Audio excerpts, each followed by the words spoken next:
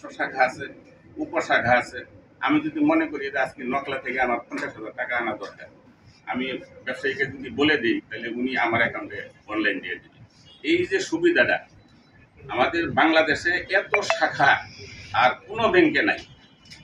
আর বিশেষ করে ইসলামী ব্যাংক নতুন নতুন যে কিছু কিছু আরো শাখা খুলছে, আমি নাম বলবো না, এবং পুরাতন শাখাও আছে। 40 বছর আগে কিন্তু এই কোনো ধরনের কোনো ইসলামী মাইন্ডের কোনো ব্যাংক ছিল না।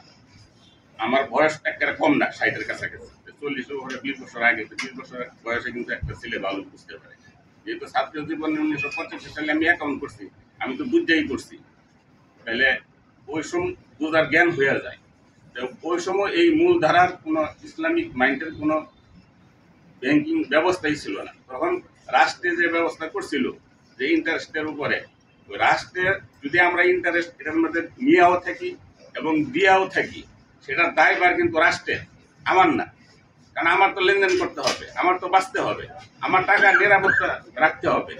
ওই সূত্রে যদি এটার মধ্যে কোনো রাষ্ট্রের আইনের উপরে যদি কোথাও কোনো খেলাপি হয়, তার দায়ভার আমার না, সেটা রাষ্ট্রের। রাষ্ট্রে যদি তার পরিকল্পনাটা এইভাবে করতো যে এটা মুসলিম রাষ্ট্র, তারা যদি এইভাবে চিন্তা চেতনা করতো, তাহলে এই দায়ভার আমার উপরে আসতো না, রাষ্ট্রের উপরে যাইতো। রাষ্ট্রের উপরে তখন যাইতো না, তখন আমার উপরে আসতো। কিন্তু আমি ব্যক্তিগতভাবে করতাম, কিন্তু আমার তো কোথাও যাওয়ার জায়গা নাই। তখন রাষ্ট্রে করছে এটা ইন্টারেস্টের উপরে।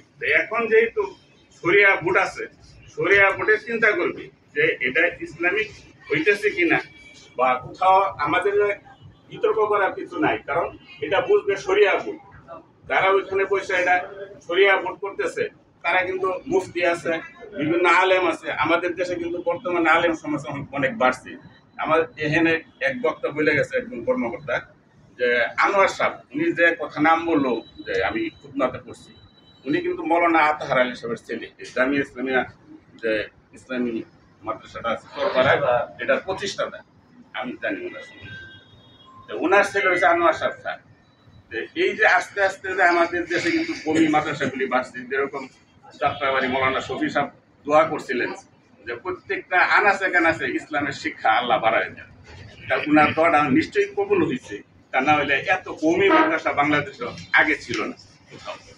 এখন আলেমের সংখ্যা বাড়ছে, মানুষের ভিতরে ইসলাম বাড়ছে, ইসলামী মূল্যবোধ বাড়ছে। তো ওই সূত্রেতে আজকে যে এখানে প্রধান অতিথি হিসাবে উপস্থিত আছেন অঞ্চল প্রধান, ওনাকে আমি ধন্যবাদ জানাই এবং সকল কর্মকর্তাদেরকে ধন্যবাদ জানাই যে এখানে একটা কর্নার করছে। তো এই কর্নারের কারণে অনেকে আমরা যারা লেনদেন করি, ইসলামিক মাইন্ডের যে প্রসপেক্টার আছে, যে প্রচার আছে, সেটা যদি আমরা দেখতে পাই, সেই প্রসপেক্টার যদি আমাদের হাতে পৌঁছে, যে আমরা বুঝতে পারি যে না, এটা থেকে তো আমরা কিছুটা দায় মুক্তি পেলাম, তাহলে হয়তো আমরা আস্তে আস্তে এদিকে দাবিত হব। তখন পর্যায়ক্রমে আস্তে আস্তে ওই ইন্টারেস্ট সুদের প্রথার থেকে আমরা বেরিয়ে আসতে পারবো। আমরা নিজেরাও একটা মনে থেকে স্যাটিসফাই পেলাম যে না, আমি চাঁদপুর যেটা দেখতেছি যে এটা জবাই, সেই জবাইয়ের থেকে আমি মুক্তি পেলাম, দায় মুক্তি পেলাম। আমার দায় মুক্তি চলে যাবে শরিয়া ভোটের উপরে। শরিয়া ভোট যদি কোনো ত্রুটি থাকে, তাহলে শরিয়া ভোটের গুণাগারীর দায় দায়িত্ব নেবে, তা আমার উপরে বর্তাবে না। কারণ আমি তো তাদের ইসলামী ব্যাংকিং এর যে সাইনবোর্ড আছে, তাদের যে আছে মেকানিজম আছে, সেটার উপরে আমি চলে আসলাম। যারা মেকানিজম করছে তারা এটা বুঝবে, আমার দায় মুক্তিটা তাদের উপরে চলে গেল। এবং আমি চিন্তা করবো যে এটা কিভাবে সুন্দর হয়। আমি কিছুদিন ইসলামী ব্যাংকে একটা লেনদেন করছিলাম, কিছুদিনে আমি আমার অ্যাকাউন্ট ছিল, তখন আমি দেখছি ওখানে আসলে এতটা খারাপ না।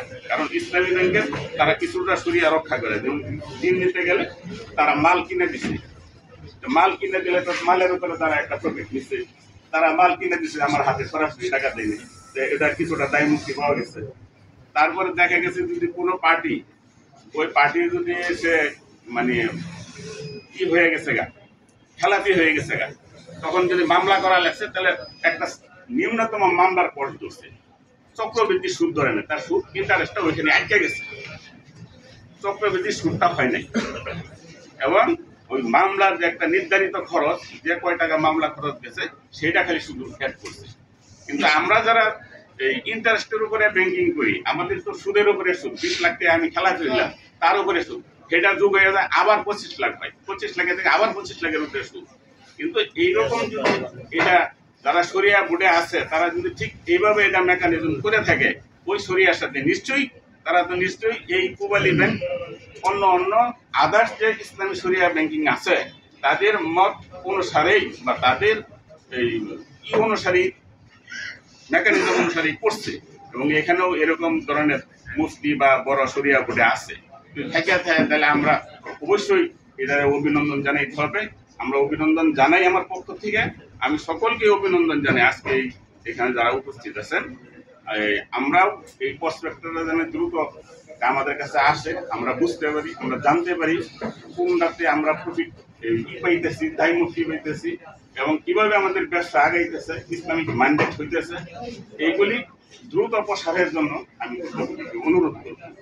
এবং সেই সাথে আমি আরেকটা জিনিস অনুরোধ করব, সেটা হচ্ছে আজকের এই অনুষ্ঠানের বিষয় না, বিষয়টা হচ্ছে ওই অনুষ্ঠানে ওই সাইডে এই যে আমাদের যে আমরা যে লেনদেন করতেছি, আমরা জেনারেল ইয়াতে ইন্টারেস্টের উপরে যে আমরা যে ব্যবসা করতেছি, আজকে আমাদের ইন্টারেস্ট বাড়তে বাড়তে 14% চলে গেছে, এটা হয়তো একসময় 16% চলে গেছে, কিন্তু আমাদের উপরে খুব কঠিন কষ্ট হইতেছে। যে আমি অনুরোধ করব যে এখানে যারা আজকে যারা এখানে কর্তৃপক্ষ আছে তারাই কিন্তু এখান থেকে উপরে এই প্রচারণাগুলি, মাঠ পর্যায়ে জরিপগুলি, মতামতগুলি ওখানে উপরে দেয় বাংলাদেশ ব্যাংকের কাছে অথবা এই পূবালী ব্যাংকের প্রধান শাখায় পৌঁছায়। এই যে ইন্টারেস্টের হার যেভাবে বাড়তেছে, এইভাবে আমাদের ব্যবসায়ীরা আমরা খুব কষ্টে আছি, এবং আমাদের এই অর্থ উত্তোলন করে না ব্যবসা করা আমাদের পক্ষে অনেক কঠিন হয়ে যেতেছে। আমরা ওই পরিমাণ মাঠ থেকে লাভ করতে পারতেছি না, কারণ প্রতিযোগিতা আছে।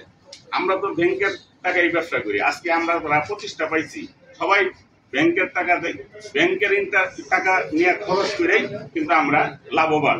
আজকে আমরা এখানে দাঁড়াইতে পারছি, আমরা ব্যবসায় দাঁড়াইতে পারছি, আমরা 10 জন কর্মচারী বেতন দিতে পারতেছি, কিন্তু আমাদের আজকে প্রসার ঘটাইতে ব্যাংকের টাকা চেক কেটে খরচ করতে সিসির টাকা আমাদের কলিজা কাঁপে, কারণ 14% আমরা প্রফিট করতে পারি না।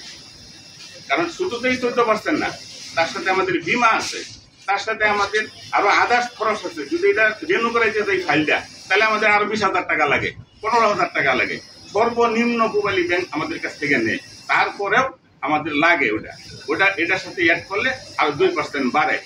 তো বিদায় এই একই যেহেতু কর্মকর্তা কিন্তু একই, ইসলামিক অনার প্লাস ওইটা সবাই একই, তাই জন্য আমি আকুল আবেদন করলাম যে মাঠ পর্যায়ে যে জরিপটা আমরা যে কষ্ট করতেছি গ্রাহকরা, এই মেসেজটা যেন আপনাদের উপরে কর্মকর্তারা পায় যে ইন্টারেস্টের হারটা বেশি হয়ে গেছে, ব্যবসায়ীদের কষ্ট হইতেছে।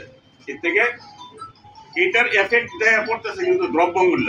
সরকার যে দ্রব্যমূল্য করতেছে, ভোক্তা অধিদপ্তর মাঠ নামাই দিচ্ছে, পিঠে বাড়ি দিতেছে, জরিমানা করতেছে, এটা তো এইভাবে কমবে না। সরকার 3টা জিনিসের উপরে হাত দেও, একটা হচ্ছে জ্বালানি, আরেকটা হচ্ছে বিদ্যুৎ। এই 3টা জিনিস যদি কমায়, আরেকটা হচ্ছে ব্যাংকের ইন্টারেস্ট, এই 3টা জিনিস যদি কমায় দ্রব্যমূল্য তেমনি কমে যাবে। আলু খাওয়া লোক পাবে না, গরু খেত না। কারণ আমি যখন বিদ্যুতের কি দেয়, আমি তেল ডিজেল দিয়ে যখন আমি খেতে পানি দিব, ডিজেলের দাম বেশি, মানে আমার আলুর দাম বেশি পড়বে। যখন আমি বিদ্যুতের ঈদে আমি সেচ দিব, তখন আমার কি আলুর দাম বেশি পড়বে না? সরকার তো আসল জায়গায় হাতি দেখছে না। ব্যাংক থেকে যখন আমি চেক কেটে আমি ব্যবসা করবো, তখন কি আমার এই 14% ধরে আমার বাজারে মাল দিতে হবে না? আপনি কি সেটা পোষায় নেবেন না? আপনি কোথেকে দিবেন? তা আমি অনুরোধ করবো কর্তৃপক্ষের কাছে যে আপনারা এই মেসেজটা পৌঁছান যে এই যে যেভাবে ইন্টারনেট বাড়তেছে আমাদের খুব কষ্ট হইতেছে। আমি সকলকে অভিনন্দন জানাই, আজকের এই অনুষ্ঠানকে অভিনন্দন জানাই, আমি সকলকে ধন্যবাদ জানাই, বিদায় নিচ্ছি। আসসালামু আলাইকুম।